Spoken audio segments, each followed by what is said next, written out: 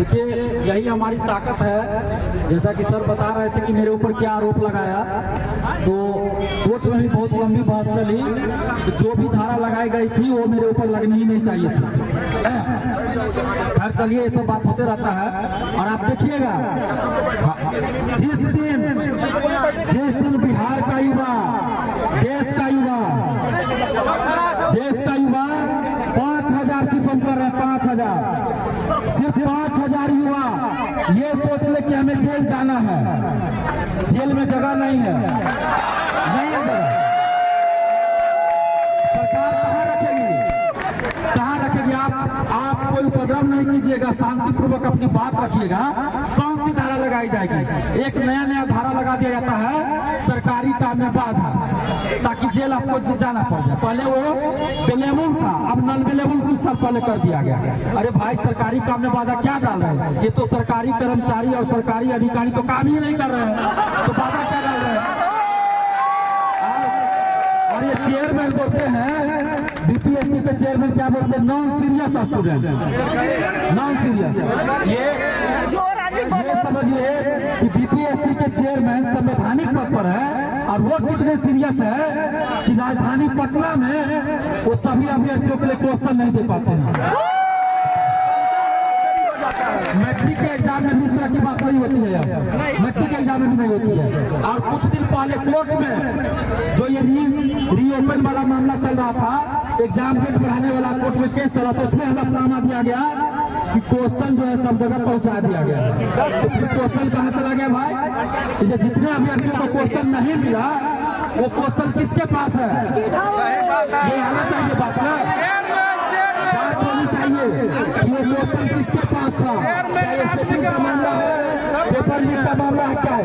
आर्थिक अपराध इकाई पटना से या सीबीआई से या सुप्रीम कोर्ट के चीफ जस्टिस के दिशा निर्देशन में न्यायिक जांच होनी चाहिए। क्योंकि ये पूरे मामले में जब से आप देखिए 200 एसडीएम और 136 डीएसपी का वैकेंसी आया, सब पद को मिला के 2000 से अधिक है, लेकिन एसडीएम और डीएसपी का जब से आया ना, खेल शुरू हो गया। आप याद कीजिए 67वीं बीपीएससी के समय क्या क्या खेल हुआ था। परीक्षा का पेपर लीक हो गया, हमने मुख्यमंत्री जी को क्वेश्चन भेजा, हमें उठा के ले जाया गया, जांच हुआ, फिर छोड़ दिया गया, परीक्षा रद्द करनी पड़ी सरकार को क्योंकि पेपर लीक हुआ। जब उसके जांच हुए तो डीएसपी तक अरेस्ट हुआ है। और उसी में ये पता चला कि बीपीएससी ऑफिस के अंदर से ओएमआर सीट बाहर ले जाकर लिखवाया जाता है, मेंस की कॉपियां बाहर ले जाकर लिखवाई जाती है।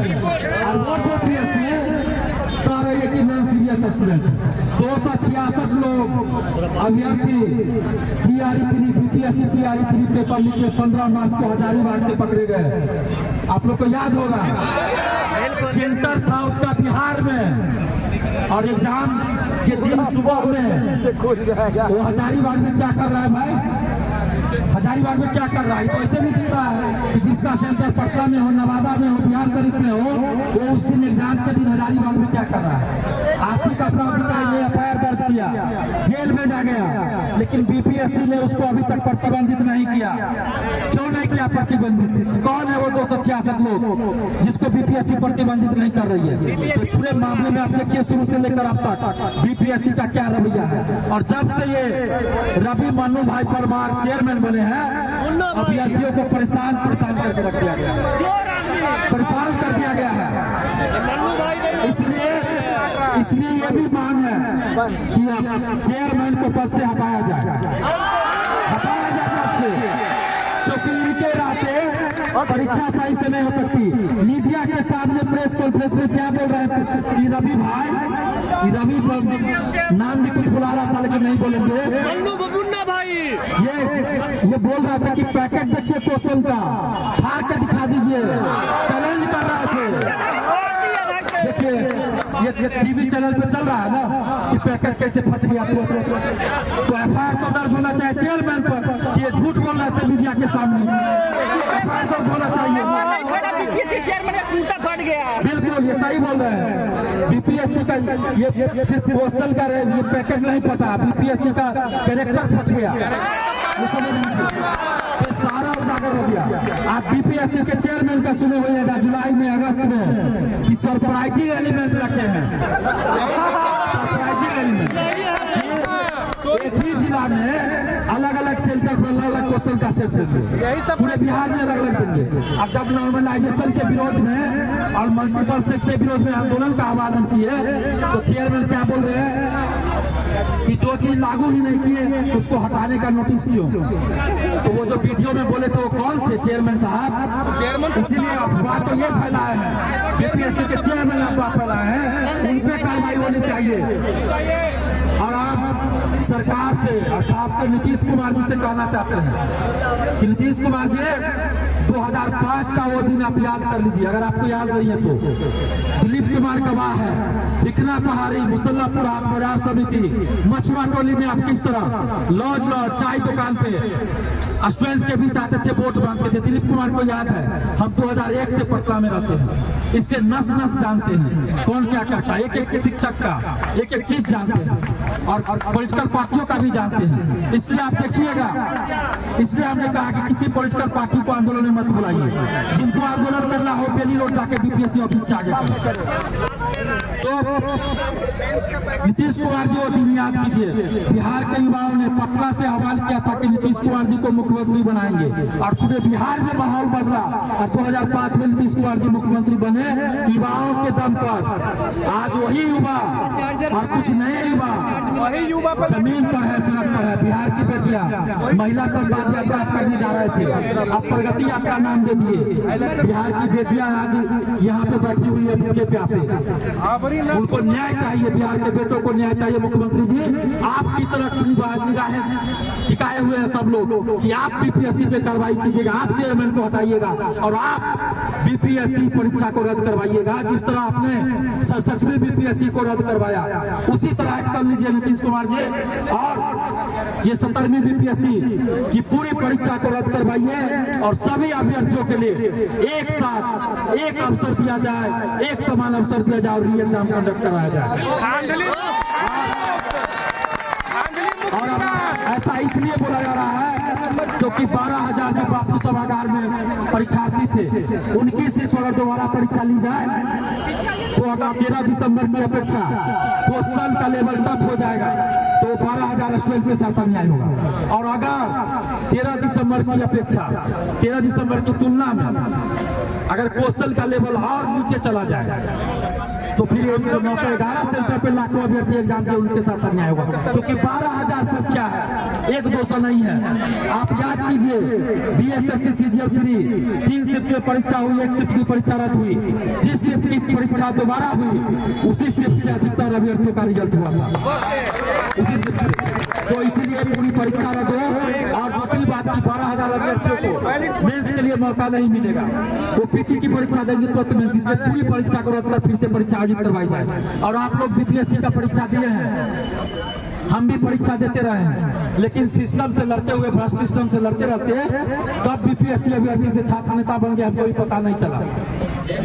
आप लोग भी क्वेश्चन एग्जाम दिए तो देखिए, हम भी देखे हैं। आप लोग ईमानदारी से बताइए, बिहार में सिपाही की परीक्षा हुई है अगस्त में, पिछले साल अक्टूबर में परीक्षा हुई जो रद्द हो गई, क्या उसके लेवल का भी क्वेश्चन है?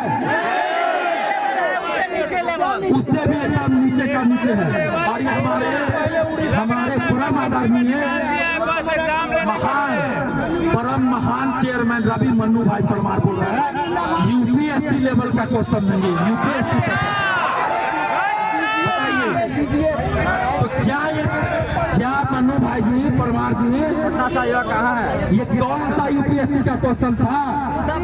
और पटना के कुछ रंगा सियार बहुरूपीय कोचिंग शिक्षक का जो लेवल है उसके लेवल का क्वेश्चन जरूर था, उसके लेवल का क्वेश्चन जरूर था। प्राइवेट कोचिंग वाले से मीटिंग किया जाता है, अरे आपको मीटिंग करना था तो आप यूपीएससी के रिटायर्ड चेयरमैन के साथ मीटिंग करते, बीपीएससी के रिटायर्ड चेयरमैन के साथ मीटिंग करते, पटना यूनिवर्सिटी के प्रोफेसर साहब सबके साथ मीटिंग करते, दिल्ली यूनिवर्सिटी के प्रोफेसर साहब के साथ मीटिंग करते।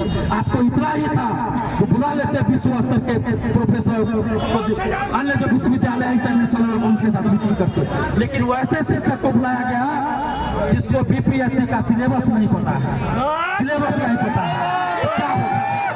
और बीपीएससी परीक्षा से पहले कोचिंग वाले वहाँ टेस्ट सीरीज आयोजित करवाते हैं और उससे पहले वैकेंसी के साथ ही बोला जाता है कि 1900 में से 1800 या 1600 जो भी बोला हो, 1600 जो भी बोला हो मेरे ही कोचिंग से रिजल्ट होगा।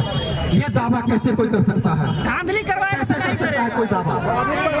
इन सारे मामलों की हम कह रहे हैं, पटना के 3 कोचिंग शिक्षक पेपर लीक में ये आर्थिक अपराध इकाई ने प्रेस कॉन्फ्रेंस करके कहा पुलिस मुख्यालय में, कई बार अखबार में छपा, लेकिन वो शिक्षक कौन है उस पर कार्रवाई होनी चाहिए, उसका नाम उजागर होना चाहिए।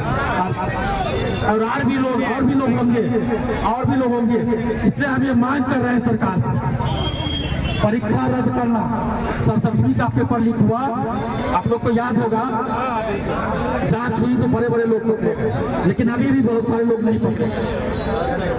तो इस मामले की भी जांच होनी चाहिए। जब तक जांच नहीं होगी सच्चाई सामने नहीं आएगी। इसलिए अब तो सरकार को ऑप्शन दे रहे हैं, आर्थिक अपराध इकाई पटना से करवा दीजिए जांच, सीबीआई से जांच करवा दीजिए, या सुप्रीम कोर्ट के चीफ जस्टिस के दिशा निर्देशन में न्यायिक जांच करवा दीजिए। हम कहाँ कह रहे हैं कि दिलीप कुमार से जांच करवाइए, हम तो नहीं कह रहे हैं। तो जांच करवाई अपनी ही एजेंसी से, ताकि सच्चाई सामने आए। आखिर बापू परीक्षा सेंटर में वो ये क्वेश्चन कैसे कम हो गया, वो क्वेश्चन कहाँ गया, मोबाइल लेके अंदर कैसे गया, वीडियो कैसे वायरल हुआ, 11 लोग खगड़िया में स्पेशल ट्रीटमेंट कैसे मिला उनको, और भी जगह हो सकता है मिल रहा हो। इन सारे मामलों की जांच होनी चाहिए। और औरंगाबाद में लाउड स्पीकर से आंसर बताया जा रहा था। देखिए अभी अभ्यर्थी बता रहे हैं कि औरंगाबाद में लाउड स्पीकर से किसी सेंटर पे आंसर बताया जा रहा है। बिल्कुल। अब बताइए ये किस तरह की परीक्षा हो रही है? अगर सरकार, आप लोग भी ये तय कर लीजिए, आप लोग सिविल सेवा के अभ्यर्थी हैं, दिल्ली से भी बहुत सारे अभ्यर्थी आए हैं, आप लोग ये तय कर लीजिए कि आपके लिए जमीन पर कौन लड़ रहा है। कोई पॉलिटिकल पार्टी का नेता सत्ता पक्ष या विपक्ष नहीं लड़ रहा है, नहीं लड़ रहा है। बेली रोड में मार खाने कौन आ रहा है? कोई पार्टी का नेता नहीं आ रहा है। तो फिर आप वोट किसको दीजिएगा? क्यों ऐसे नेता को वोट दीजिएगा? और दूसरी बात, अगर सरकार इस परीक्षा को रद्द नहीं करती है, परीक्षा को रद्द नहीं करती है, सभी अभ्यर्थियों के लिए दोबारा एग्जाम नहीं कंडक्ट करवाती है, जांच नहीं करवाती है, शिक्षा माफियाओं कोचिंग माफियाओं पर कार्रवाई नहीं करती है, तो ये प्रण लीजिए आप लोग कि सभी पार्टी का, सभी नेता का बहिष्कार चुनाव में किया जाएगा। क्योंकि इन लोगों को क्या लगता है, पॉलिटिकल पार्टी जो भी है, सत्ता पक्ष विपक्ष, सभी को क्या लगता है कि युवाओं का कोई मुद्दा हो, एक शब्द लिख दिए निकल गए कि हम तो अभ्यर्थियों के साथ हैं। विपक्ष के नेता लोग बोल रहे थे हम अभ्यर्थियों के साथ जो भी सहयोग होगा करेंगे, लेकिन बेली रोड पे मार खाए तो मार खाने नहीं आए। 6 दिन जेल में रहे तो कोई आवाज नहीं उठाया कि दिलीप कुमार को बाहर किया जाए। इससे पहले भी 12 अगस्त को लाठी खाए थे बेली रोड में शिक्षक अभ्यर्थियों के लिए। एक सत्ता पक्ष विपक्ष कोई भी नहीं, एक शब्द नहीं लिखा। आप जाकर ट्विटर फेसबुक पे देख लीजिए किसी नेता का, अगर दिलीप कुमार का नाम मत लीजिए। अभ्यर्थियों के लिए तो बोलिए कि अभ्यर्थियों पे लाठीचार्ज क्यों हुआ, 12 अगस्त को नहीं किया गया। तो इन लोगों को क्या लगता है ना कि इन युवाओं को जो है चुनाव में लॉलीपॉप थमा देंगे, हम ये कर देंगे वो कर देंगे, लेकिन नहीं करेंगे। बाद में क्या होगा, फिर फुटबॉल तो हमने नहीं देगा। और बिहार में क्या चल रहा है, आप किसी भी पार्टी को वोट दीजिए, मुख्यमंत्री तो एक ही आदमी को बनना है, एक ही आदमी को बनना है। तो इसलिए सभी पार्टियां जानते हैं, सभी पार्टी जानते हैं कि युवा जाएगा कहाँ। लेकिन इस बार दिखाना है youth power, student power. JP आंदोलन को याद कर लीजिए, जेपी आंदोलन को याद कीजिए। आजादी से पहले, आजादी के बाद बिहार में जब छात्र आंदोलन हुआ है, दशा और दिशा बदली है। तो हम शुरू से बोलते आ रहे हैं, शुरू से हम बोलते आ रहे हैं कि 17वें बीपीएससी में बहुत बड़ा खेल हो रहा है और सब कुछ सामने आ रहा है ना। हमारे ऊपर कई तरह का षड्यंत्र भी हमारे खिलाफ किया जा रहा है, किया भी गया है, लेकिन उन सब चीजों से हम डरने वाले नहीं हैं। और अभी भी हम मांग कर रहे हैं कि जांच होनी चाहिए। जब तक जांच नहीं होगी सच्चाई सामने नहीं आएगी।